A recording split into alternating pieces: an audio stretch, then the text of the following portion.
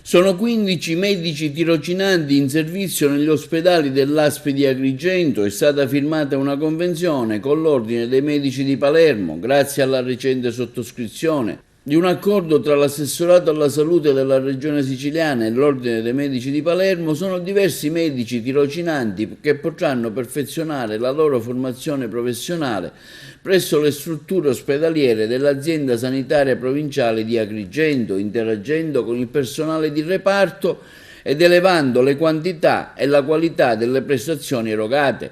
Si tratta di 15 giovani medici già operativi dallo scorso 4 maggio presso i presidi ospedalieri della nostra provincia.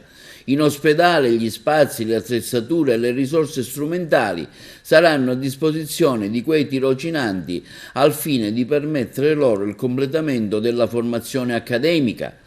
Essi svolgeranno complessivamente 28 ore suddiviso su 4 giorni settimanali e saranno impegnati per 6 mesi in medicina interna, 6 mesi nei poliambulatori, 4 mesi in pediatria, 3 mesi in pronto soccorso, 3 mesi in chirurgia, 2 mesi in ginecologia, in un rapporto reciproco vantaggio. Se da un lato l'Ordine dei Medici di Palermo potrà così contare su spazi e risorse utili a formare sul campo la professionalità dei tirocinanti, dall'altro l'ASP di Agrigento potrà fare affidamento sulla manforte dei giovani medici al fine di incrementare ulteriormente i servizi resi all'utenza.